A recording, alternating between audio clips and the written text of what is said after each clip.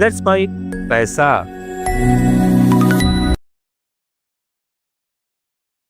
नमस्कार दोस्तों, let's mic पैसा में मैं मनीष आपका स्वागत करता हूं आज के हमारे इस वीडियो में। दोस्तों, आजकल हर आदमी जो चाहता है वो चाहता है सुविधा।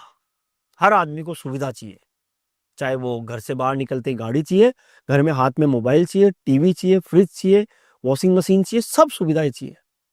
और साथ ही साथ कंज्यूमर को सुविधाएं देने के लिए कंपनीज भी आए दिन तरह तरह के लुभावने ऑफर करती है। साथ ही साथ वो लोन के ऑफर भी करती है, कंज्यूमर लोन। तो कंज्यूमर लोन के बारे में आज हम इस वीडियो में ये समझेंगे कि कंज्यूमर लोन जितने दिखने में अच्छे होते हैं उतने ही कहीं ना कहीं उनके अंदर एक जाल भी छुपा होता है। तो आज की इस वीडियो में हम बात करने वाले हैं कंज्यूमर लोन की। कंज्यूमर लोन विज्ञापन बहुत सारे आते हैं, नया फोन चाहिए ईएमआई पे ले लो, 0% ईएमआई पे ले लो, 0 डाउन पेमेंट पे दे दो, 0 ईएमआई पे ले लीजिए, या फिर बिना ब्याज की ईएमआई पे ले लीजिए। और इस तरह के अलग अलग प्रचार चलता रहता है और लोग आकर्षित होकर कंज्यूमर लोन ले भी लेते हैं। अभी त्योहारी सीजन शुरू होने वाला है, त्योहारी सीजन के अंदर कंज्यूमर लोन की बाढ़ आ जाएगी। तो दोस्तों, कंज्यूमर लोन क्या वाकई में दिखते हैं उतने सरल होते हैं? क्या वाकई में वो सरल होते हैं, 0 ईएमआई वाले होते हैं, या फिर 0% ब्याज वाले होते हैं? उन सब के बारे में हम इस वीडियो में बात करने वाले हैं। तो सबसे पहले हम दोस्तों बात करते हैं कि कंज्यूमर लोन होता क्या है। कंज्यूमर लोन वो लोन जो आप किसी आइटम के लिए खरीद रहे हैं, कोई भी आइटम, कोई भी घर का जो कंजम्पशन का आइटम है जो आप खरीद रहे हैं उसके लिए वो लोन होता है। चाहे वो मोबाइल हो, चाहे वो टीवी हो, चाहे वो वॉशिंग मशीन हो, चाहे वो फ्रिज हो, चाहे वो रेफ्रिजरेटर हो, चाहे फिर आप किसी घड़ी के लिए भी लोन ले रहे हो, या किसी किसी महंगे मोबाइल के लिए लोन ले रहे हो, ये सारे जो लोन होते हैं वो कंज्यूमर लोन कहलाते हैं। कंज्यूमर लोन लेना बहुत आसान है।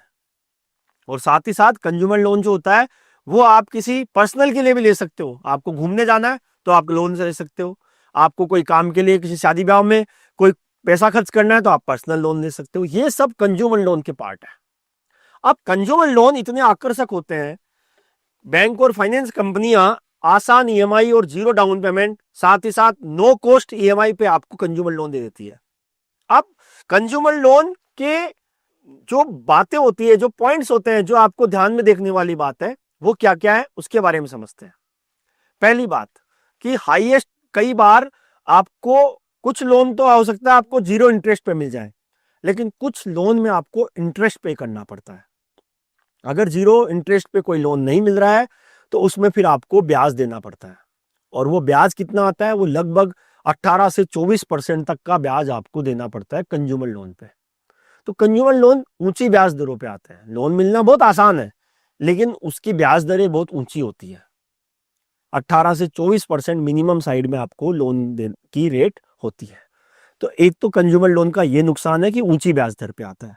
दूसरा नुकसान होता है दोस्तों हिडन चार्जेस, प्रोसेसिंग फीस हो गई, फाइल चार्जेस हो गए, इस तरह के बहुत सारे चार्जेस होते हैं। या फिर आप समय से पहले उस लोन को पूरा करते हैं, पूरा चुकाना चाहते हैं, तो आपको फोरक्लोजर चार्जेस लग जाते हैं, प्री पेमेंट चार्जेस जिसको बोलते हैं वो लग जाते हैं। तो हिडन चार्जेस भी कंज्यूमर लोन में बहुत सारे होते हैं। क्योंकि आसान उपलब्धता है, इजी अवेलेबिलिटी है। आप किसी दुकान में गइए, दुकान में जाएंगे तो वहां पे आपके पास एक बंदा इसीलिए तैयार खड़ा हुआ है कि आपको वो लोन दिला सके। तो आसान उपलब्धता है कंज्यूमर लोन की। लेकिन एक दिक्कत है, जब ये आसान उपलब्धता होती है तो आप आराम से उस चीज को लेने के लिए भी तैयार हो जाते हैं कि चलो लोन ही तो है, ले लेते हैं, ईएमआई है, चुका देंगे। लेकिन दोस्तों ऐसा गलत हो जाता है। वो कैसे गलत हो जाता है हम आगे समझेंगे। मान लीजिए, एक एग्जाम्पल समझाता हूं। मान लीजिए एक राहुल नाम का व्यक्ति है जिसने 50,000 रुपए का एक फोन लिया ईएमआई पे, और उसको 2,000 रुपए की ईएमआई बहुत आसान लगती है कि 2,000 की ईएमआई देनी है, ठीक है। लेकिन 2 साल के बाद वो 50,000 रुपए का लोन 55,000 56,000 रुपए का पड़ जाएगा, और साथ ही साथ क्रेडिट कार्ड का बिल भी बढ़ता चला जाएगा। तो ये कहीं ना कहीं एक आसान उपलब्धता जो होती है वो हानिकारक भी होती है। तो आप समझ गए होंगे दोस्तों कि कंज्यूमर लोन जितने दिखते हैं ना उतने आसान होते नहीं है। आप ले तो लेंगे लोन, लेकिन आप कहीं ना कहीं फंस जाएंगे, और फंसने के बाद आपको जो लोन आपके लिए ज्यादा जरूरी होता है वो ले ही नहीं पाएंगे। अब कंज्यूमर लोन से जुड़ी हुई क्या गलतियां होती है जो अक्सर लोग कर देते हैं? कंज्यूमर लोन से जुड़ी हुई सबसे पहली गलती तो ये होती है कि इंसान लोन के चक्कर में ये भूल जाता है कि उसको वाकई में उस चीज की जरूरत है या नहीं है। चाहत और जरूरत के फर्क को भूल जाता है। दोस्तों, एक जिंदगी में जरूरत होना और एक जिंदगी में चाहना, दोनों में फर्क है। जरूरत है आपको मोबाइल की, कि आपके पास एक मोबाइल होना चाहिए। आज का युग ही ऐसा आधुनिक युग है। लेकिन मोबाइल का युग है, आपको ठीक ठाक सा मोबाइल 30,000 रुपए 35,000 रुपए में मिल सकता है, वो है जरूरत। लेकिन आपको मोबाइल चाहिए बड़ा महंगा ब्रांड का, जिसकी कीमत शुरुआत ही 1 लाख रुपए से होती है, वो है चाहत। लेकिन ईएमआई के चक्कर में, कंज्यूमर लोन के चक्कर में इंसान उस चीज को भूल जाता है। वो सोचता है ईएमआई पे मिल रहा है तो ले लीजिए, जबकि उनको ये नहीं पता कि जरूरत 30-35 हजार के फोन से चल सकती है, लेकिन चाहत में आके वो महंगा मोबाइल खरीदेंगे और ईएमआई में फंस जाएंगे, कंज्यूमर लोन की ईएमआई में फंस जाएंगे। वो की एक गलत चीज है, ये गलती कर देते हैं। दूसरी गलती क्या करते हैं कि लोन ले लिया, उसकी शर्तें नहीं पढ़ते। जैसे मैंने अभी आपको बताया कि प्री पेमेंट चार्जेस हो गए। कई कंपनियां कंज्यूमर लोन में 4% तक प्री पेमेंट चार्जेस करती है। तो मान लीजिए आपने लोन लिया 50,000 रुपए का, आपको 6 महीने बाद आपके पास पैसा आ गया, आप लोन चुकाने जा रहे हो, तो 4% आपके प्री पेमेंट चार्जेस लग गए। तो ये भी कहीं ना कहीं एक गलती कर देते हैं कि वो छुपे हुए चार्जेस को समझते नहीं है कि क्या क्या चार्जेस लगते हैं इसके अंदर। अगली जो गलती है वो होती है एक से ज्यादा लोन लेने की। आपने लोन लिया, लेकिन साथ ही साथ अगर आप पैसा बचा भी रहे हो तो अच्छी बात है कि आप बजट बना रहे हो कि आपने 20% पैसा आपका जो भी महीने का आमदनी है उसका पहले बचा रहे हो, उसके बाद आप लोन ले रहे हो तो कोई बात नहीं।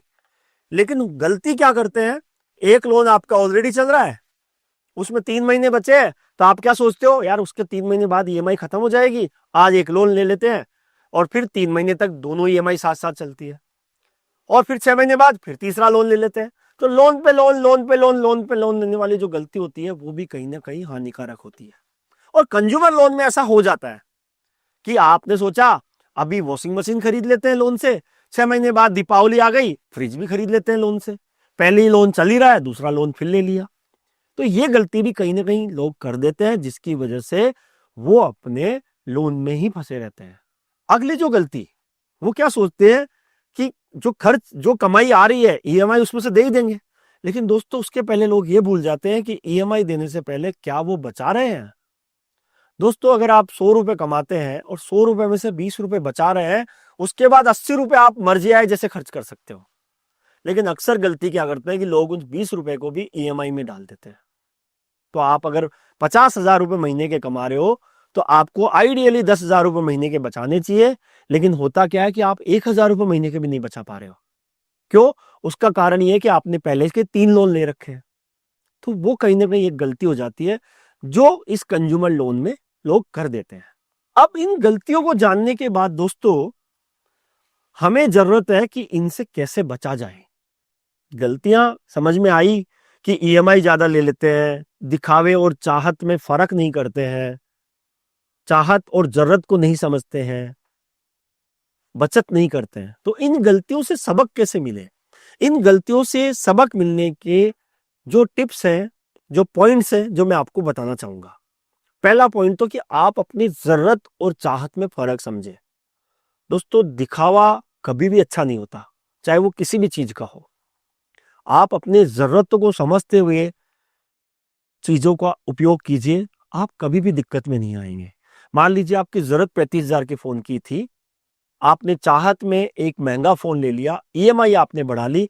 अगर आप वो ईएमआई नहीं बढ़ाते तो वो जो पैसा बचता उसको आप कहीं इन्वेस्टमेंट में डालते, तो आज के 4 साल बाद, 5 साल बाद आपके पास एक पैसा जुड़ जाता जो आपके ही भविष्य के लिए काम आता।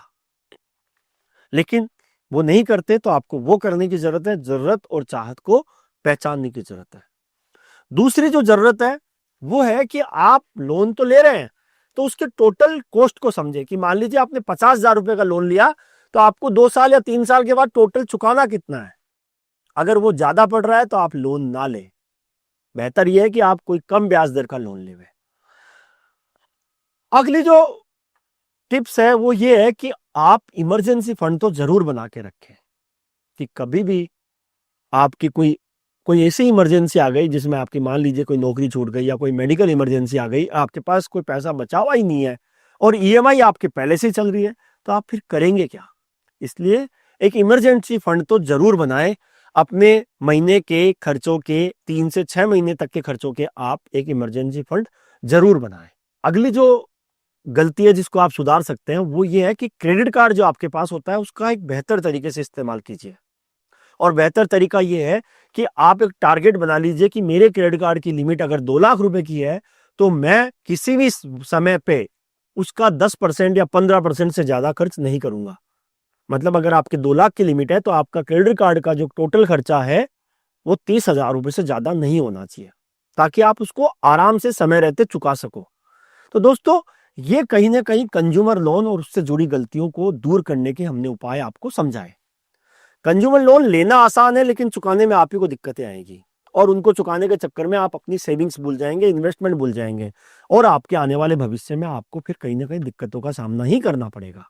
इसलिए अपना एक बजट बनाएं, 50-30-20 का रूल बनाएं। 50% आपकी जरूरतों पे खर्च करें, 30% आपकी सुविधाओं पे खर्च करें और 20% आप अपना पैसा बचाएं, ताकि आपका आने वाला भविष्य अच्छा हो सके। तो दोस्तों, ये था कंज्यूमर लोन के बारे में गलतियां और उससे दूर करने के उपाय। आशा करूंगा कि आपको ये वीडियो पसंद आया होगा। लाइक कीजिएगा, कमेंट कीजिएगा कि क्या आपने भी कोई कंज्यूमर लोन ले रखा है और अगर ले रखा है तो उसको दूर कैसे कर रहे हैं। साथ ही साथ हमारे इस चैनल को सब्सक्राइब कीजिएगा और आपका कोई सवाल हो तो वो भी हमें पूछिएगा। धन्यवाद। आप सुन रहे थे let's mike more than radio. Follow कीजिए हमें हमारे सोशल मीडिया प्लेटफॉर्म्स पर। It's time for news. It's time for more than radio. Presenting the first radio news app, Let's Mic. Let's Mic, a news-based app on your phone where you get to watch and listen news, talk shows, interviews, radio show podcasts. On Let's Mic, you get all relevant information of TV, print, radio, podcast, and digital. Let's Mic talks about every segment of life.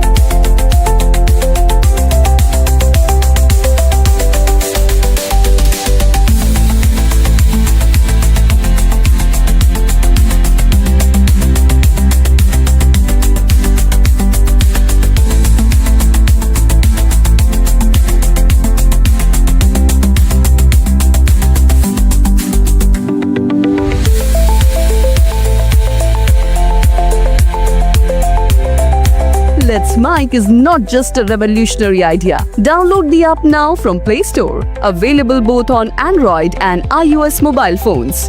Follow us on YouTube, Instagram, Twitter, LinkedIn. It's time for news.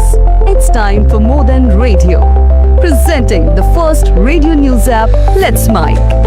Let's Mic, a news-based app on your phone where you get to watch and listen news, talk shows, interviews, radio show podcasts. On Let's Mic, you get all relevant information of TV, print, radio, podcast, and digital. Let's Mic talks about every segment of life.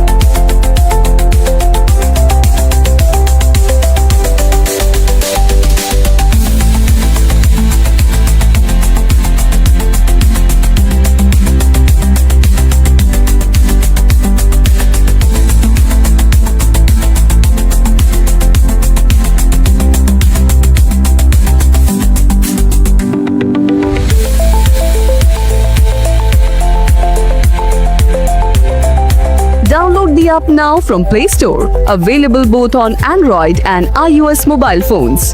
Follow us on YouTube, Instagram, Twitter, LinkedIn, Facebook, Telegram, WhatsApp, Snapchat. Let's talk, let's connect, and let's mic. It's time for news. It's time for more than radio. Presenting the first radio news app, Let's Mic. Let's Mic, a news-based app on your phone where you get to watch and listen news, talk shows, interviews, radio show podcasts.